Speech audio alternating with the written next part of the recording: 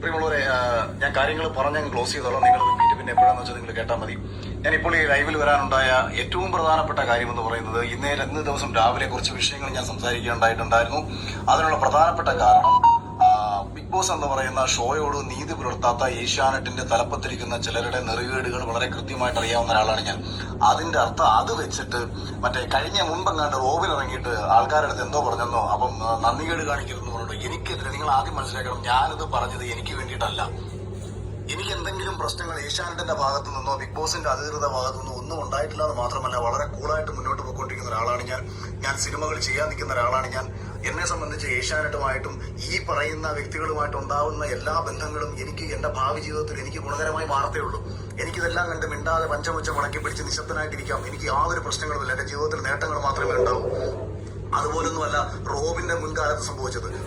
റോബിനുമായിട്ടുണ്ടായിട്ടുള്ള ഒരു വിഷയത്തിൽ, റോബിന് വ്യക്തിപരമായിട്ടുണ്ടായിട്ടുള്ള ദേഷ്യത്തിൽ റോബിൻ ആ ഷോയ്ക്കെതിരെ പറഞ്ഞത് കണക്കോ ഒന്നുമല്ല ഞാനിവിടെ പറഞ്ഞത്. എനിക്ക് വ്യക്തിപരമായിട്ട് യാതൊരു പ്രശ്നങ്ങളും ഇല്ലായെന്ന് മാത്രമല്ല, എല്ലാവരുമായും സൗഹൃദത്തിലാണ്. 2 ദിവസങ്ങൾക്ക് മുമ്പ് ഏഷ്യാനെറ്റിന്റെ 50-ാം ദിവസത്തിനെ തുടർന്ന് ഒരു ആശംസ എടുത്ത് അയച്ചു കൊടുക്കണമെന്ന് പറഞ്ഞപ്പോഴും ഞാനൊരു മറുപടി പറഞ്ഞു. വെറും നാറി പൊഴുത്തുകൊണ്ടിരിക്കുന്ന ഒരു ഷോയാണ്. എന്നാലും ആ ഷോയോടുള്ള ഒരു സ്നേഹത്തിന്റെ പുറത്ത് എന്നെ ജനങ്ങളെ അറിയിച്ചു കൊടുത്തത് ബിഗ് ബോസ് എന്ന ഷോ ആയതുകൊണ്ട് ഞാനൊരു ആശംസ വീഡിയോ എടുത്ത് അയച്ചു തരാം എന്ന് പറഞ്ഞ് തന്നെ ആശംസ വീഡിയോ എടുത്ത് അയച്ചു കൊടുത്തത് ഞാനാണ്.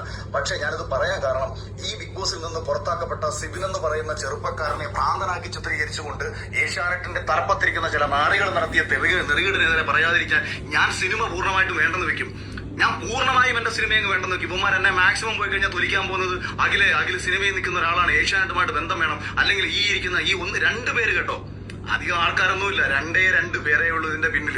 അല്ലാതെ ഏഷ്യാനെറ്റിന്റെ ഓൾ ഇന്ത്യ ബിസിനസ് ഹെഡ് എന്ന് പറയുന്ന കിഷൻ എന്ന് പറയുന്ന അദ്ദേഹം വളരെ നല്ല മനുഷ്യനാണ്. അദ്ദേഹത്തിനോടൊക്കെയുള്ള വ്യക്തിപരമായിട്ടുള്ള സ്നേഹവും താല്പര്യവും കൊണ്ടാണ്. അതേപോലെ എന്റെ സുഹൃത്തുക്കൾ ധാരാളം പേര് അവിടെ ഉണ്ട്.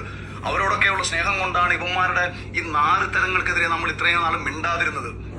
ഇതിൽ വന്നു പോയിട്ടുള്ള പല മത്സരാർത്ഥികൾക്കും ഈ സ്ത്രീകളെ ഇവന്മാർ ഉപയോഗിച്ചിട്ടുള്ള രീതികൾ, പല മത്സരാർത്ഥികൾക്കും പണം പറഞ്ഞിട്ട് ആ പണത്തിന്റെ കാശിന്റെ ഷെയർ വാങ്ങി പല മത്സരാർത്ഥികളെ ബിഗ് ബോസിൽ കയറ്റിയതുൾപ്പെടെയുള്ള വിഷയങ്ങൾ, ഇത്തരം ഒരുപാട് നാറിയ പരിപാടികൾ ഇവരൊക്കെ കാണിച്ചിട്ടുണ്ടായതുകൊണ്ട് ഞാനിത് പിന്നെ ഏഷ്യാനെറ്റുമായിട്ട് ബന്ധപ്പെട്ട് നമുക്കൊരു കോൺട്രാക്ട് ഉണ്ടായിരുന്നു. ആ കോൺട്രാക്ടിനോടൊരു നീതി പുലർത്തണം. അതുകൊണ്ട് തന്നെ ഞാൻ ആ കോൺട്രാക്ടിനോട് നീതി പുലർത്തിയതിനു ശേഷം ഇപ്പോൾ ഇത് പറയാനുള്ളൊരു കാരണമെന്ന് പറയുന്നത്, ഞാൻ ഇന്നേ ദിവസമാണ് അറിയുന്നത് സിബിൻ എന്ന് പറയുന്ന ചെറുപ്പക്കാരൻ ഒരിക്കലും ആ ഷോയിൽ നിന്ന് പുറത്തു പോകണമെന്ന് ആഗ്രഹിച്ചിരുന്നതല്ല. അവനെ ആ ഹൗസിനുള്ളിൽ വെച്ചിട്ട് മെന്റൽ, അതായത് നമ്മള് ഡിപ്രഷനും ബൈപ്പോളർ ഡിസീസിനും കൊടുക്കുന്ന ഡ്രഗ് ഇത്രയും കാലവും കഴിക്കാത്ത ഒരു ചെറുപ്പക്കാരനെ ഭ്രാന്തനാക്കി മാറ്റുക എന്നുള്ള ഉദ്ദേശത്തോട് കൂടിയിട്ട് ഈ ഡ്രഗ് കൊടുത്ത് അവനെ പുറത്താക്കണം എന്ന് അതിനുള്ളിലുള്ള ചിലർ പറഞ്ഞു എന്നുള്ളത്. ഞങ്ങളുടെ ഷോ 1 മുതൽ 5 വരെ സീസണിന്റെ ഷോ ഡയറക്ടറായിരുന്ന അർജുൻ എന്ന് പറയുന്ന മനുഷ്യൻ ഈ ഷോയിൽ നിന്ന് ഇറങ്ങിപ്പോയി എന്ന ഒരു യാഥാർത്ഥ്യം കൂടി നിങ്ങൾ തിരിച്ചറിയണം. കഴിഞ്ഞ ഷോയുടെ ക്രിയേറ്റീവ് ഡയറക്ടറായിരുന്ന റുബീന എന്ന് പറയുന്ന സ്ത്രീയെ ഈ സീസണിൽ നിന്ന് മാറ്റി നിർത്തി. എന്താ കാര്യമെന്ന് ചോദിച്ചു കഴിഞ്ഞാൽ, ഇവന്മാരുടെ താല്പര്യത്തിനനുസരിച്ചുള്ള മത്സരാർത്ഥികൾ ജയിച്ചു വരണം. ആ താല്പര്യത്തിനനുസരിച്ചുള്ള മത്സരാർത്ഥികൾക്ക് വേണ്ടിയിട്ട് കൃത്യമായിട്ടുള്ള കാര്യങ്ങൾ പ്ലാൻ ചെയ്യാൻ വേണ്ടി അവിടെ പോയി നിന്നുകൊണ്ടിരിക്കുന്ന ഇവരുടെ ഈ 4 തരങ്ങൾ ആരെങ്കിലും ഒക്കെ വിളിച്ച് പറയണ്ടേ? അത് അറ്റവും മൂലം തൊടാതെ അങ്ങും ഇങ്ങും തൊടാതെ വായിത്തോന്ന വിവരക്കേടുകൾ വിളിച്ചു പറയുന്ന രീതിയല്ല. റോബിന് പറ്റിയ മിസ്റ്റേക്ക്, റോബിനോടുള്ള വ്യക്തിവിരോധം കൊണ്ട് റോബിൻ എന്തൊക്കെയോ വായിത്തോന്ന വിവരക്കേടുകൾ വിളിച്ചു പറഞ്ഞപ്പോഴത്തേക്ക് സമൂഹം റോബിനെ പുച്ഛിക്കുകയാണ് ചെയ്തത്. പറയേണ്ട കാര്യങ്ങൾ കൃത്യമായി തെളിവുകൾ നിർത്തി കാര്യകാരണ അടിസ്ഥാനത്തിൽ സംസാരിച്ചാണ് എനിക്ക് ശീലം. അതുകൊണ്ട് ഏതെങ്കിലുമൊക്കെ ഊളകൾ വന്നിട്ട് എനിക്ക് എന്നെ തൊലിച്ചുകൊണ്ടുള്ള കമന്റുകൾ ഇട്ടുകൊണ്ട് വരരുത്. ഞാൻ ഈ സംസാരിക്കുന്നത് എനിക്ക് വേണ്ടിയിട്ടുള്ള എല്ലാ നഷ്ടങ്ങളും ഏറ്റെടുത്തുകൊണ്ട് ഒരു കോപ്പും എന്റെ ജീവിതത്തിൽ ഇവരൊന്നും ചെയ്യാൻ പോത്തില്ല എന്നുള്ള അടിയുറച്ച വിശ്വാസത്തിൽ ആർക്കെതിരെയും എന്തും സംസാരിക്കാനുള്ള ആത്മധൈര്യം സത്യത്തിനൊപ്പം നിൽക്കുമ്പോൾ എനിക്കുള്ളിടത്തോളം കാലം അത് ഏഷ്യാന്റെ തലപ്പത്തിരിക്കുന്നവനാണെന്നുണ്ടെങ്കിലും ഇന്ത്യൻ ഭരണഘടന തലപ്പത്തിരിക്കുന്ന, അല്ലെ എനിക്ക് കേന്ദ്രത്തിന്റെ തലപ്പത്തിരിക്കുന്നവനാണെന്നുണ്ടെങ്കിലും കേരളത്തിന്റെ തലപ്പത്തിരിക്കുന്നവരാണെങ്കിലും എനിക്ക് ഒരേപോലെ ഉള്ളൂ. ഈ നാളത്തെ ഈ നിമിഷം കുമാരല്ലാണ് ചെയ്ത് എന്നെ കൊന്നുകളയാൻ അഭിമാനത്തോടെ മരിക്കാൻ തയ്യാറാണ്. എനിക്കങ്ങനെ ഒരുത്തരം പേടിയും കുഴപ്പമൊന്നുമില്ല. എന്റെ വൈഫും എന്റെ പിള്ളേരൊക്കെ എന്റെ സ്വഭാവം പണ്ടേ കണ്ടു വളർന്നവനാ. ഈ കിട്ടിയതൊക്കെ പ്ലസ് ആണ് എനിക്ക്. അവരൊന്നും എനിക്ക് കിട്ടിയതൊന്നും ഒന്നും കിട്ടണമെന്ന് വിചാരിച്ചില്ല. എനിക്ക് ഇത്രയും ദേഷ്യമുള്ളത്, ഒരു ചെറുപ്പക്കാരനാ മത്സരാർത്ഥി, അവൻ പുറത്ത് സപ്പോർട്ട് കിട്ടുന്നുവെന്ന് കണ്ട നിമിഷം അവനെ ഈ ഷോയിൽ നിന്ന് പുറത്താക്കാൻ വേണ്ടിയിട്ട് സ്വാഭാവികമാണ്. അപ്പം ഒരാൾക്ക് മാനസികമായിട്ടുള്ള സമ്മർദ്ദങ്ങൾ ഉണ്ടാവും. അവനെ തകർക്കാൻ വേണ്ടി പല കാര്യങ്ങളും ആ ഷോയുടെ അധികൃതർ ചെയ്യും. ഞാനും അതിനെതിരെ പറഞ്ഞിട്ടുണ്ട്. ഞാൻ പേഴ്സണലി മെസ്സേജ് അയച്ചു, സിബിനെ നിനക്ക് വല്ല കാര്യമുണ്ടായിരുന്നു ആ ഷോയിൽ നിന്ന് ഇറങ്ങിപ്പോണ്ടത്? നീ ഇത്രേ ഉള്ളായിരുന്നോ? കഴിഞ്ഞ സീസണിൽ എന്താ മോഹൻലാലും അല്ലെങ്കിൽ ബിഗ് ബോസിന്റെ ആൾക്കാരും വന്നിട്ട് എന്നെ കനപ്പിക്കുക ചെയ്ത്? അവരവിടെ പേഴ്സണലി പറയുന്നുണ്ട്, എന്നെ പുറത്താക്കാൻ വേണ്ടി അമ്മി നോക്കി ചെയ്യാൻ വീശാത്തത് കൊണ്ടാണ്. അല്ലെ നിങ്ങൾ വിചാരിക്കുന്നുണ്ടോ എന്നെ പോലെ ഒരുവനെ ജയിപ്പിക്കാൻ ഇവർ നിൽക്കുമെന്ന്? സാബുമോനെ പോലെ ഒരാളെ സാബുമോന്റെ കാര്യത്തിൽ ഇവർക്ക് പറ്റിയ അബദ്ധം എന്ന് പറയുന്നത് പേളിമാണി ജയിക്കുമെന്നുള്ള കാര്യത്തിൽ ഇവർക്ക് ഉറപ്പായിരുന്നു. അവസാന സമയത്ത് ചെറിയ വേരിയേഷന്റെ പുറത്ത് സാബു ജയിച്ചു എന്നത് ഒഴിച്ചാൽ ഇവർ ഒരിടത്തും പ്രതീക്ഷിച്ചിരുന്നില്ല സാബു ജയിക്കും എന്നുള്ള കാര്യം. ഒരു സിനിമാ സംവിധായകനോ സോഷ്യൽ മീഡിയയിൽ അത്യാവശ്യം ചർച്ച ചെയ്യപ്പെട്ടുള്ള ഒരാളുമായ അല്ലെങ്കിൽ പലവിധ ചാനൽ ചർച്ചകളിൽ പങ്കെടുത്തിട്ടുള്ള ഒരാളുമായ എനിക്ക് കിട്ടിയതിന്റെ 3 ഇരട്ടി ശമ്പളം കൊടുത്തു കയറിയ മത്സരാർത്ഥികൾ ഉണ്ട് കഴിഞ്ഞ സീസണിൽ. ആരാണ് ഈ ശമ്പളം ഈ രീതിയിൽ അവർക്ക് കൊടുത്തത്? അതിന്റെ ഷെയർ വാങ്ങി സ്ത്രീകളെ സ്വന്തം കാര്യങ്ങൾക്ക് ഉപയോഗിച്ചുകൊണ്ട്, മത്സരാർത്ഥികളെ സ്വന്തം കാര്യങ്ങൾക്ക് ഉപയോഗിച്ചുകൊണ്ട് ഇത്തരം നാറിയ പരിപാടികൾ കാണിക്കുന്ന അവന്മാരെ തുറന്നു കാണിക്കണം.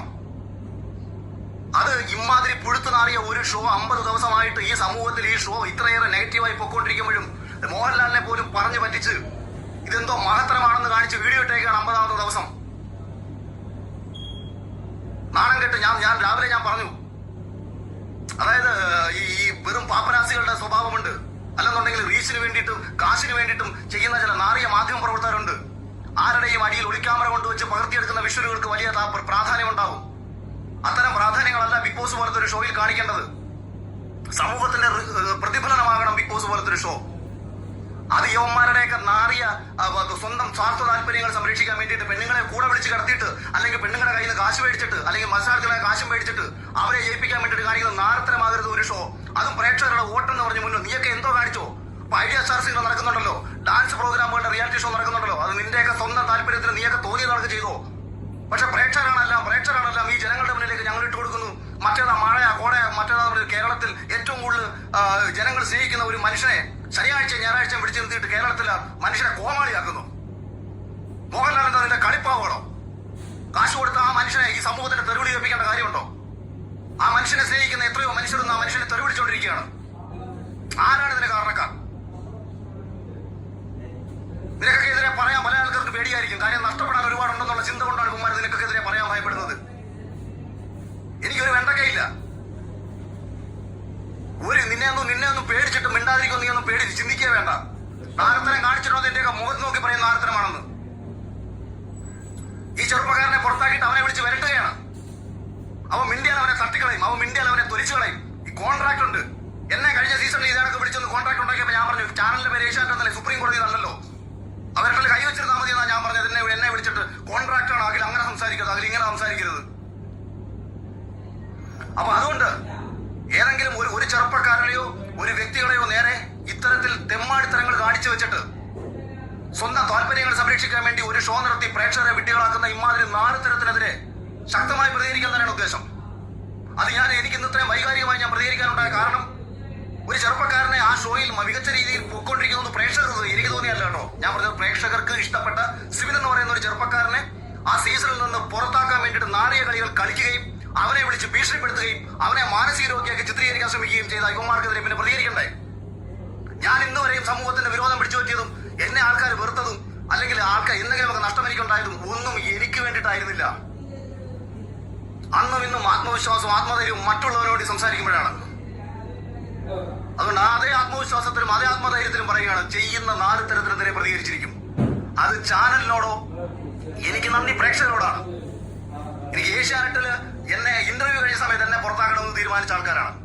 എന്നെ ആരാണോ ഈ കഴിഞ്ഞ സീസണിൽ എടുക്കരുതെന്ന് വിചാരിച്ചാൽ അയാൾ ആഗ്രഹിച്ച ആൾക്കാരാണ് റോബിനെ പുറത്താക്കണമെന്നും സാബുവിനെ പുറത്താക്കണമെന്നും രജത് കുമാറിനെ പുറത്താക്കണമെന്നും.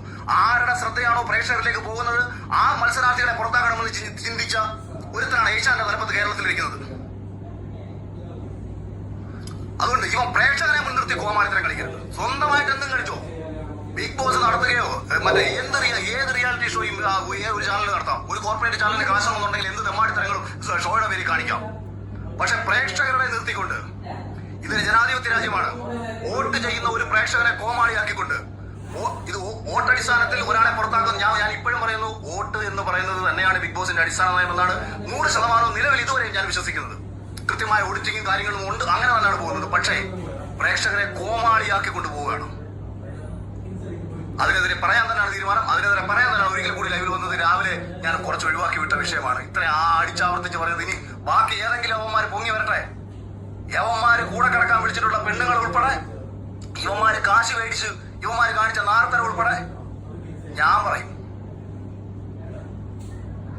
ഓക്കെ, നമുക്ക് ബാക്കി കാണാം.